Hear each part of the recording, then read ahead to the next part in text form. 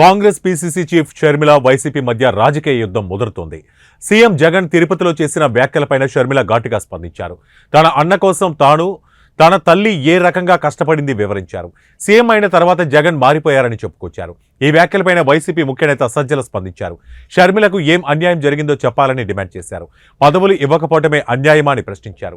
Tadepalli party కార్యాలయంలో ప్రభుత్వ సలహాదారు సజ్జల రామకృష్ణారెడ్డి వైఎస్ షర్మిలపై కీలక వ్యాఖ్యలు చేశారు. షర్మిలతో పాటుగా వైసీపీ కోసం చాలా మంది కష్టపడ్డారని చెప్పుకొచ్చారు. షర్మిల చంద్రబాబు స్క్రిప్ట్ బట్టి చదువుతున్నట్టు ఉందని వ్యాఖ్యానించారు. చంద్రబాబు రాజకీయ వ్యూహాల్లో షర్మిల ఒక పావుగా సజ్జల పేర్కొన్నారు. ఏపీ రాజకీయాల్లో షర్మిలకు అవగాహన లేదన్నారు. వైఎస్ఆర్ కూతురు జగన్ సోదరి అనే కారణంతోనే షర్మిలకు ఏపీ బాధ్యతలను కాంగ్రెస్ అప్పగించిందని విశ్లేషించారు. బాధ్యతలు చేపట్టిన సమయం నుంచి షర్మిల వైసీపీని టార్గెట్ చేస్తున్నారని ఆరోపించారు.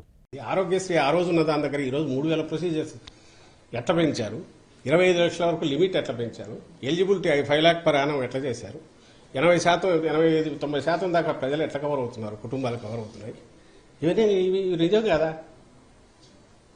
ఫీజు రీయింబర్స్మెంట్ అప్పట్లో 30-35 వేలు ఇస్తున్నది, ఈరోజు 100% ఇస్తున్నది. నిజం కాదా? మరి ఎట్లా రాగారా? ఇక్కడ నేమ్ ఎనీథింగ్. ఎక్కడ రాజశేఖర రెడ్డి గారి ఆశయాలు ఈయన మర్చిపోయారు, వెనకవేశారు.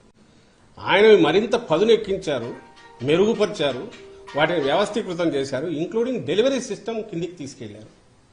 నేను ఇది ఎక్స్ప్లెనేషన్ లాగా ఇవ్వట్లా, ప్రజలకు చెప్తున్నాం.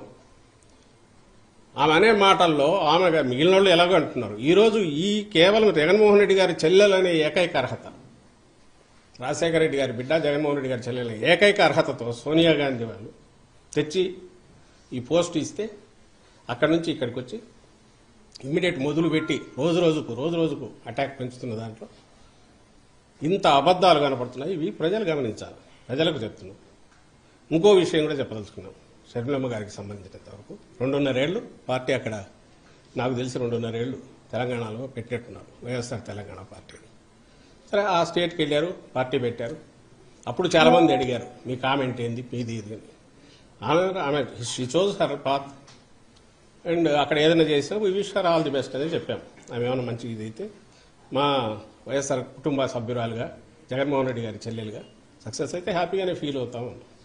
సరే, వాట్ ఎవర్ ద రీజన్స్, అది జర్నీ అయింది, సడన్ గా కట్ అయింది.